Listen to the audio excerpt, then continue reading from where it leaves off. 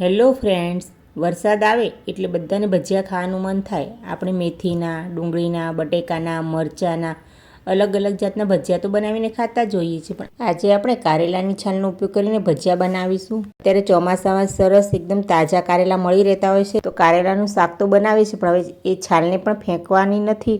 એમાંથી સરસ આવા ટેસ્ટી ભજીયા બને છે. તમે એકવાર બનાવીને ખાશો તો તમને જરૂરથી ગમશે.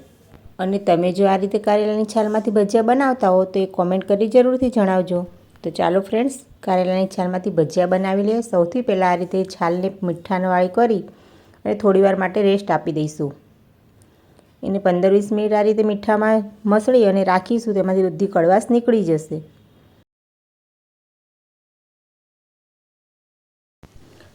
પંદરથી 20 મિનિટ પછી તમે આ રીતે નીચોવશો તો એમાંથી જો પાણી છૂટું પડી જાય છે અને એની કડવાશ નીકળી જાય છે. પછી એને આપણે 2 પાણીથી સારી રીતે ધોઈ લઈશું. કારેલા તો એક હેલ્ધી શાકભાજી છે જે સુગર લેવલને કંટ્રોલમાં રાખે છે, તો તેની છાલની ભજીયા ખાવા પણ હેલ્ધી છે. તો કારેલાની છાલને આ રીતે મસળી ધોઈ અને એને પાણી નિતારી લઈશું.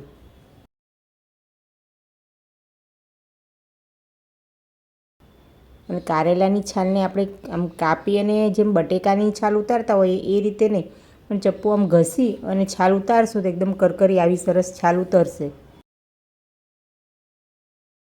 બંને વાર સરસ આ રીતે મસળી અને ધોઈ લઈશું. છાલ ધોઈ અને તૈયાર છે. હવે ભજીયા બનાવવાની તૈયારી કરી દઈશું. સૌથી પહેલાં એક તપેલીમાં આપણે જે કારેલાની છાલ ધોઈને રાખી તે ઉમેરીશું અને તેમાં મસાલા કરી લઈશું. તેમાં 3 મીડિયમ સાઇઝની મેં ડુંગળી સમારીને લીધી છે તે ઉમેરીશું. તીખા લીલા મરચાં સમારેલા છે તે ઉમેરીશું.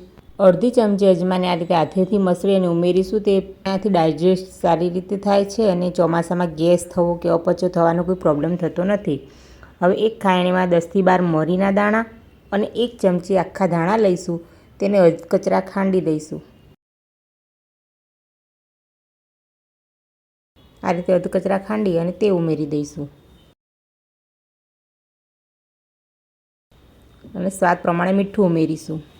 આપણે તીખા લીલા મરચાં વાપર્યા છે એટલે લાલ મરચાંનો ઉપયોગ અહીંયા ઓછો કર્યો છે. મેં અડધી ચમચી જ લાલ મરચું ઉમેર્યું છે. હવે બધું બરાબર મિક્સ કરી લઈશું.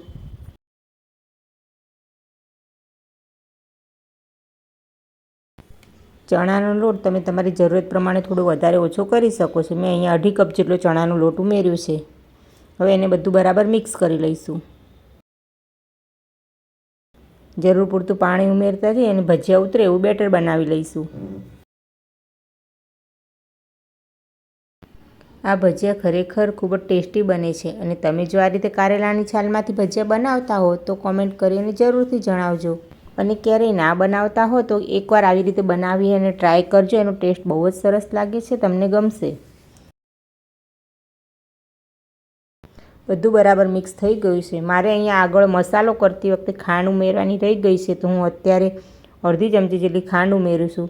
તેનાથી ભજીયાનો ટેસ્ટ સારો આવે છે અને કડવાશ થોડા ઘણી છાલમાં રહી ગયો તો બેલેન્સ થઈ જાય છે. તમે મસાલો કરતી વખતે જ ખાંડ ઉમેરીને મિક્સ કરી શકો છો.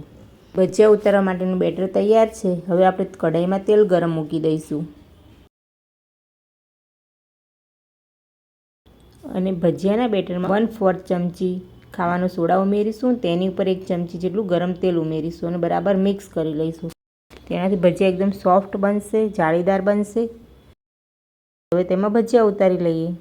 ભજીયાને નાના મોટા તમે તમારી મનપસંદ સાઇઝના ઉતારી શકો છો.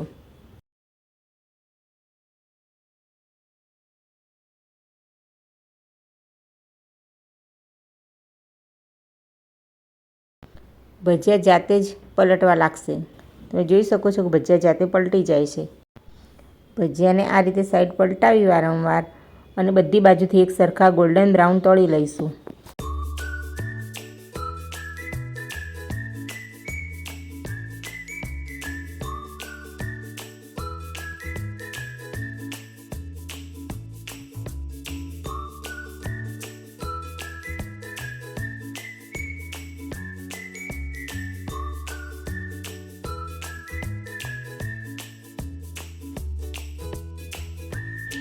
ભજીયા તળાઈને તૈયાર છે. લાઇટ ગોલ્ડન બ્રાઉન રંગના તળાઈને સરસ તૈયાર થઈ ગયા છે. હવે તેને બાઉલમાં કાઢી લઈશું અને બાકીના બેટરમાંથી ફરી આ રીતે ભજીયા ઉતારી લઈશું.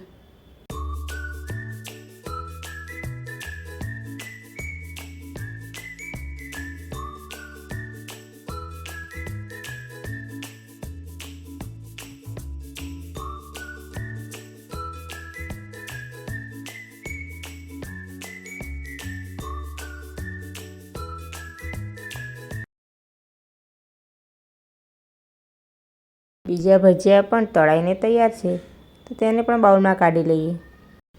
કારેલાની છાલમાંથી બનતા ભજીયા તળાઈને તૈયાર છે. હવે તેને સર્વ કરી દઈશું. ભજીયાને તમે ગરમા ગરમ ચા સાથે પણ સર્વ કરી શકો છો. મેં અહીંયા આંબલીની ચટણી સાથે અને ડુંગળી સાથે સર્વ કર્યા છે. આંબલીની ચટણી અને ડુંગળી સાથે પણ સરસ લાગે છે. તો એકવાર બનાવીને જરૂરથી ટ્રાય કરજો. અમારી ચેનલ લાઇક અને સબસ્ક્રાઈબ કરજો અને રેસીપી કેવી લાગી એ કોમેન્ટ કરી જરૂરથી જણાવજો. અને બીજા અવનવા વિડીયો જોવા માટે બેલ આઇકન દબાવવાનું ભૂલતા નહીં.